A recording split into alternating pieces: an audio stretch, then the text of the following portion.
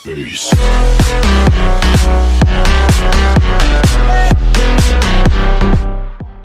Welcome to another video. It's been a while. We did film this ages ago and we had a few issues, so thank you very much for Professor Andy Lane, who's come along to answer some questions from the UK Zwifters, but this will apply to anybody who's involved in sport. We're having some coffee and cake, which is very healthy. So Andy, would you first of all like to do, what was that?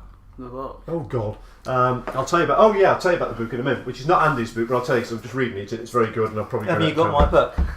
Oh, you've got a book. So Andy, if you could just introduce yourself and tell us all about you. Andy Lane, Professor of Sports Psychology at University of Wolverhampton. Research and practice in sports psychology. We've recently published a large internet-based study which was funded by Michael Johnson called Can You Compete, which looked at the effects of brief self-help interventions to help you perform better and help you feel better. In essence, change your mind to make you go quicker. And I'm speaking at the World Congress of Cycling just before the start of the Tour de France, which is next month, on emotions and interventions to make you go better. Same sort of thing, but in cycling. Dave.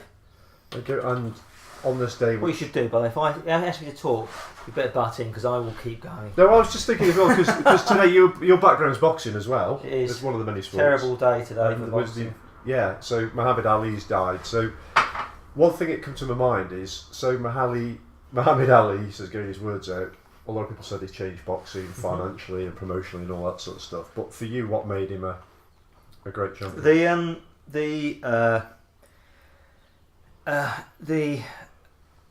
many qualities you've got from sports people, in terms of determination, and you see lots of that in all people, in many good people, lots of the time. In Ali, it is another level in that he inspired.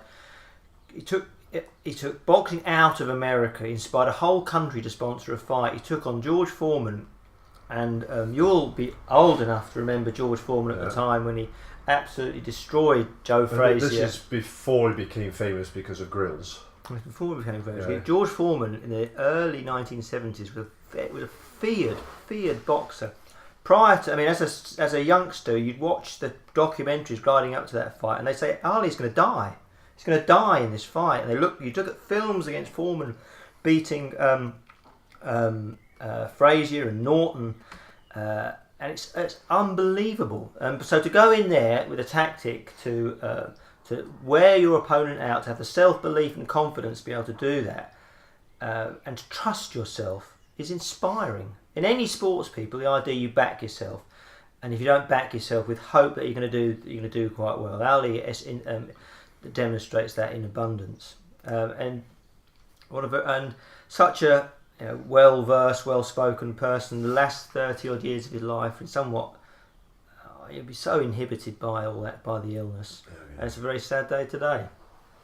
We're in a greenhouse here, Dave. I know it's hot, isn't it? It's very hot. It's hot. It is hot. This is just we've opened windows, but it might take about 3 hours for that to have any effect. Sorry. So right, so I'm going to fire some quick questions. So I think we've discussed in the video you'll probably never see because we had technical issues. Andy explained that as a sports psychologist, it's also multidisciplinary, working with other specialists. So we've got some questions that came from the UK Zwifters page that people asked.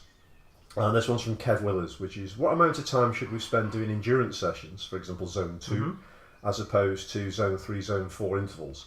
Obviously, the zone 2 to zone 3 ratio moves towards zone 2 as the event's race you're focused on approaches, assuming you're not going long. But can Andy give us some general guidance? So I suppose another way of phrasing the question is, a lot of people talk about you should train slow and then fast and nothing in between. But what is the reality of all this? Well, training should be progressive. You should be building. You should be aiming to get fitter so you can ride faster the distance you want to perform at. If you're doing lots of the hard stuff, it's going to take quite a bit of time to recover. In setting out your program, it's not just about the proportions of which you do stuff, but also the sequencing of them. So if you put a very hard session in on Monday and then expect to do another hard session in on Tuesday.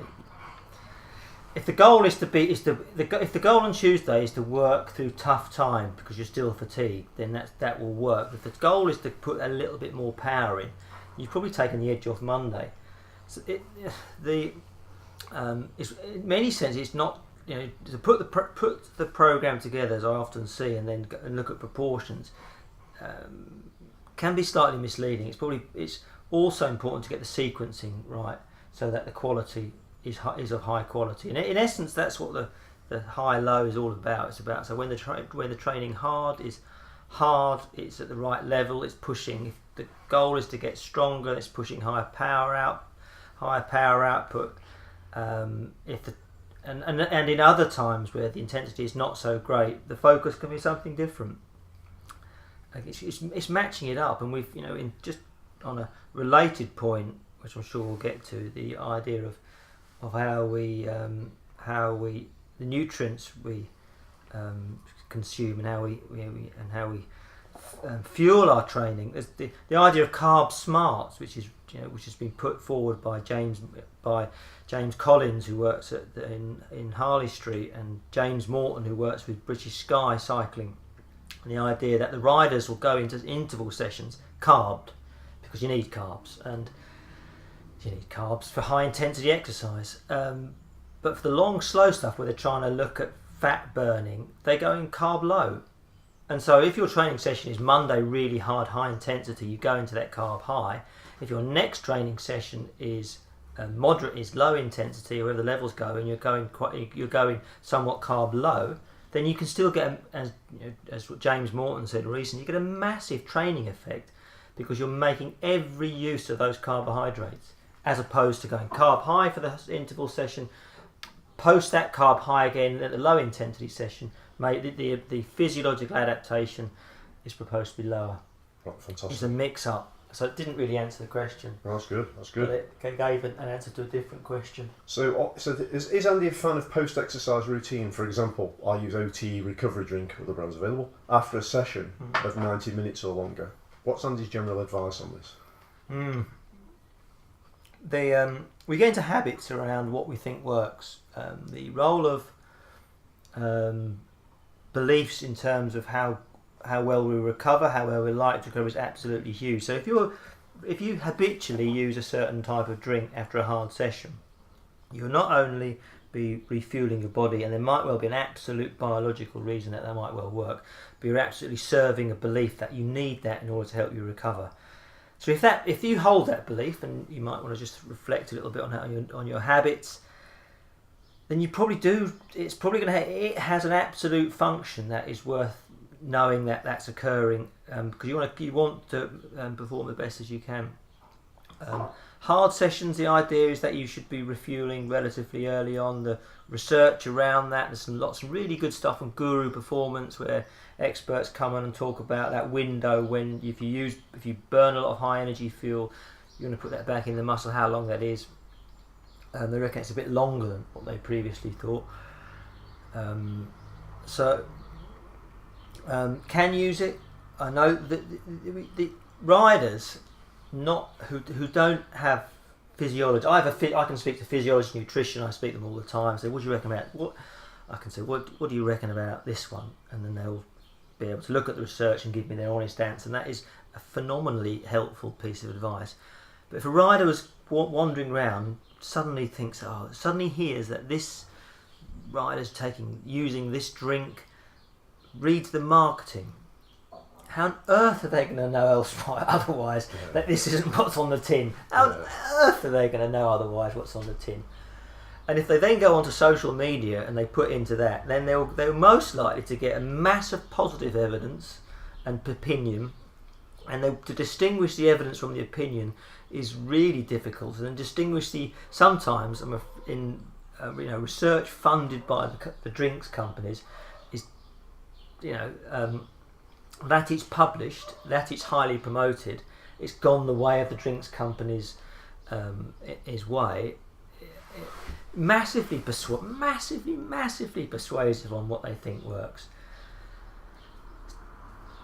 Okay, you go, okay, that's fine. If you get a massive placebo effect, if you get the effect of, you've got Chris Boardman's book there, if you're about to ride and you're about to ride a race tomorrow. Highly recommended. And you're about to do the London 100, and I rode behind him to the start one year, which I thought... Oh, so you rode to the start behind I rode the start behind him. I didn't ride the whole thing, I started the start behind. I knew I was on the right way when I got behind Chris Boardman. He got to the front of the lights and he went off quickest. And if Chris Boardman came up and he said, Dave, I've seen you in training, you're going really well. What a massive boost that would have. So, the effects of anything, might be a drink, might be someone else giving you your psychology, the extra little bit of resilience is huge. So, if it works, it works. If it works for you, keep going at it. I suppose this comes into another question here, which is it's another one from Kev Brothers, which is stretching. Stretching. So, I know there's a lot of debate on should you do it before, should you do it after, should you do it at all. But what about from your point of view? How much do you do, and do you think it really works? Stretching. Well, that's a tricky one, isn't it? From a cyclist perspective. All runners as well. Well, I mean, we need to stretch around what's inflexible and what's likely to, as we then start to move in the way that we're going to move hard in the exercise we're about to do. If that gets a bit inhibiting, then we need to stretch that range of movement. In terms of my own, I have become recently, with a series of injuries, so sore and inflexible around the hips and glutes and all those, that I am doing an enormous amount of stretching at the moment and mobility exercises and strength-based exercises in ranges of motions where I become really weak in it, because what happens as we get older is we get a bit weaker and we don't like to admit it. And so the aging effect means you have to. Cyclists, their muscles, their mobility across that plane of movement which they use all the time will be phenomenal. The strength, and so it will be phenomenal. You step a little bit outside of that, the muscles that are stabilising that are not being used in the exercise, that have been used in daily life.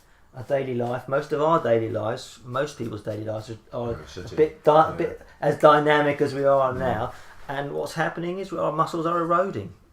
So rather than think of flexibility stretching, maybe it's basic conditioning to be strong across the range of movement your limbs are meant to be, partly for your sport, but absolutely for your quality of life. Right. The last thing you want to do is be reaching for a can of beans and pull something. Yeah, or you get to 80 and you can't tie your shoelaces. Well, I mean, you look at older runners, the characteristic is that they get a terrible stoop. Terrible stoop, and they're not. That doesn't start. It doesn't just suddenly start. You can start tracking that to the people in their 40s. You can see that stoop deteriorate coming, can't you? It's not. There's a biological fact is that our muscles will deteriorate in strength as we get older. That's right, we've been invaded by a dog at the moment. So we're going to get That's Griff in the background shouting, who's it's a lovely dog. Our cameraman. It's a lovely just dog. let him in. Just let him in. This is the dog who he could have made a floppy dog gaming HD. Right, there we go. Carry on. But that's Griff's channel. Not so hot in here now though. Yeah, it's cooled down a bit now. So Alex J. Mitchell, is there anything an athlete can do to enhance performance before an event related to psychological attitude of frame of mind? So I suppose this is the pre-post. This sums up everything really. Pre-post and during the event. So what, from your immense knowledge, what are the key things that people can build in? It's massive really, that, isn't it? It's a very broad question. It could be started out in many different ways.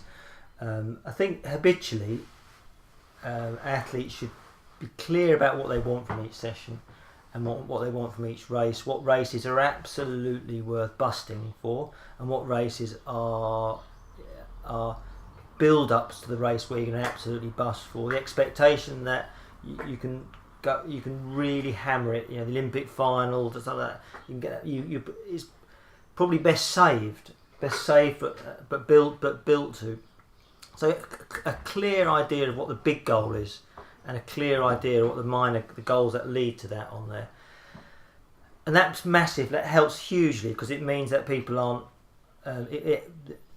knowing you're going to a training session or going to a race, which is not so important, doesn't need to generate so much nerves, means you can then start thinking more clearly. Nerves influence our thoughts. We know that people are getting too nervous. They tend to start out too quickly. There'll be tension in all parts of the body, which is not where we want it to be. So if you're a cyclist, having tense shoulders isn't actually that useful for you. So the first is get a clear idea of what you want to achieve, which gives you the sort of framework of where you're going at, and then from that is go, how do I get there? What do I need to do to get there? What will that performance look like, feel like? What do I need to do that? And then you break that down into specific parts of what you need to be thinking about. Take cycling. The reality is that you pedal the bike, and there might be someone next to you in a road race, and that you might. But it's actually you who's pedaling the bike. Their interactions interfect you to some degree, but it's you who's pedaling the bike. So you can learn to concentrate on your technique, to be as smooth as possible, to be as efficient as possible, to get techniques around that I usually encourage cyclists to use, including imagery, getting an image of a steam engine's wheels going round and round. So when cyclists start questioning themselves, is to focus their mind on something mechanical, the strong. That's really good. So let's say this. So this could be in a race, or let's say even in an interval session, and you're really struggling, and you start doubting yourself. So what you do is you're suggesting you replace that imagery of, can I really complete this interval? Can I really complete this sprint? You replace that with the turning of a. That's really. Well, you get the image of that in your mind. Yeah, you get the image of that in your mind. Or you can have the image of a cyclist in front of you turning their feet round in their mind, so that you're just you're concentrating entirely on that. It's focusing on the process of what you need to do to deliver that, and not the outcome itself, but having a clear idea of where you're going with those sessions. I'd build those sorts of mental preparation into training and in races. Just as you said, interval training is a fabulous way of trying to build in psychological techniques, such as turning the pedals around, such as how you interpret sensations of fatigue. Expect to be fatigued in interval sessions, but you also expect to be able to build resilience to that. And so you can take the fatigue, blast out watt session where you're trying to fire up as hard a watts as possible, and you can acknowledge the thoughts which might say, I can't keep this up any longer. But you can start playing around with those, with what was going on in your mind, and so actually, how can I reframe that to give myself a better chance of not being so damaged by my own inner talk? So it says you can't do that, but the can't do that is then replaced by then it's just how much do I need to back that off to be able to just get to a point where I can then go again to go a bit harder. Because best performance is a fine line between being busted and being coping, isn't it? Yeah. They don't call it riding on the rivet for nothing. No, that's true. That's true. And it's finding that, and within finding that, it's playing around with not just the physiology, the watts, the heart rate, and so on, but what goes on upstairs. What your self-talk is when you get to the part where heart rate is supposed to be whatever it is meant to be supposed to be at. Heart rate's a bit of a hot potato, really, but around your heart rate, which you know is agony. So I know this from experience as well, because you're the sort of person who can push yourself to unconsciousness in a race, which I can't. I just can't do. I've only done that once, David. Yeah, I know, you beat me. I've only done that once. So, and my wife has banned me from doing it again. She said she'd kill me if I do it again, which she didn't get the irony. I remember at the time, if every middle of this person should we phone an ambulance, and Helen was like just writing the times down of everybody else. How often is overtraining a real problem in? I suppose it's physiological and psychological, really.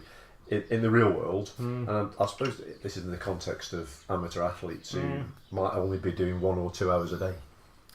Only 1 or 2 hours a day is quite a lot, if it's quite high intensity. People can overtrain really easily, and they can overtrain by 1 or 2 hours a day is easy enough to overtrain. If you have a busy job which is making massive mental demands on your resources, so you're tired, you're coming tired, that all depletes. If you've got a home life, young children, poor sleep, that's going to affect it. So if your ability to recover from sessions is going to be affected by all those things. So you can overtrain really quickly, and overtraining in that sense will be that you're trying to do the one session you try to do on, say, 300 watts, 200 watts. You do it at a heart rate of 130 one day, the next day, and it's going to pot. It feels much harder, or you can't get your heart rate high enough, you can't get the watts. And it might well because you're overtired. We worked with a team that did Ride Across America a few years ago, which is, for the people who do it on their own, they overtrain in a day. Well, they start off at one speed, but because they ride continuously until they've dropped. I mean, you can watch this on YouTube. They just fall asleep off the bike, some of them. But performance deteriorated hugely. The same session is then deteriorated. It's not overtraining; it's overperforming in the same sense. We've just changed the word. But people can do that really quickly, with the goal to try and get better in a race such as an out of 25-mile time trial. The idea that you train in a way that simulates your training for the Ride Across America makes no sense. So people overcook the amount of training they do, and then run the risk of overtraining. You've got to, if you decide that what your goal is, to what you're going to rate your races, if it's to do multi-stage hard events, then you need to do a lot of you do need to train back to back, don't you? Yeah. But are most of these riders doing that? I don't know. And that's, so I suppose it comes down to the specificity of the event they're doing, and then doing the training that's necessary for that event. But what about people who've got limited time? We're thinking about a cameraman. He keeps waving at me. I think he's more concerned about going out with his mates. So people have got limited time, so they want to do 100-mile sportives like the Prue Ride London or something at the weekend, one particular weekend. But during the week they're busy people. So what can they do that maximises the training effect, but within very short periods of time? The quality stuff is often done in 2-hour blocks, which seems to fit into the amount of time that they've got available. The amount of 4-hour sessions is highly limited. You can build into a training program, and especially trying to offer some reasonable amount of recovery to that. With people we've worked with who've done ultra races, we worked with an ultra endurance runner who won the world. She holds the world record for the 50k on a treadmill. It doesn't sound long enough. Must be 50 miles on a treadmill. Should have done my homework for that. But she wasn't training a hugely amount, and she's done training programs for 100-mile races, and some of those are 4 or 5 hour sessions, but there are not that many of them. It's not hundreds and hundreds and hundreds. Cyclists doing 100 miles are going to be riding in probably this group around 5 hours, 6 hours. If it's 4 hours possible, you can build in enough sessions around that quality to be able to do that.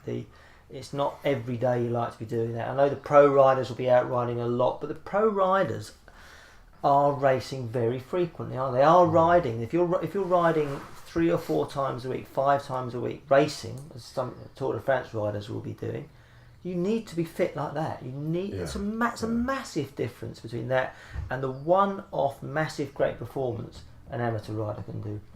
And it's possibly sort of looking at those pros, then looking at your own training, probably not very helpful, because there's a massive difference in what the two are all about. I would actually, rather than the training bit, I think the amateurs almost all amateur cyclists could get a lot better at their skills. They could go much faster by me, more economical, more efficient, better cornering. Yeah, knowing how to ride in a bunch if they're doing road races. Yeah. Yeah. So as a general, sorry, he's giving me the timeout sign. I'm going to do this on his own videos now. We're going to make comments. Those videos are too long. So overall, then Andy. Yeah. So he's a hard producer. He really he's is. a hard. No, it's about to run out of time. Then you got to restart everything again. So from all these years of experience you've got, this is advice. If you could put in a nutshell the advice you could give to people for psychological preparation before and after an event, what would it be? Oh,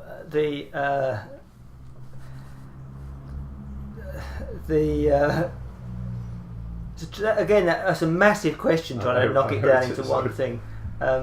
It's to have a clear plan of how you want to perform on that, and think through the process to what your best performance looks like and feels like, and imagine yourself doing that. So you know what you build in clear beliefs how hard this will feel, under no illusions it's going to be difficult, and you mentally go through that beforehand so that you have got a blueprint for delivering the performance on the day. You can't control how other riders can do, but you can prepare to give the best effort possible, and you can see yourself giving the best effort possible. You can see the likely challenges you're going to face, and you can see yourself performing and dealing with those in the best way possible. Brilliant. Something like that. That's fantastic. Thank you very much. Thank you very much indeed.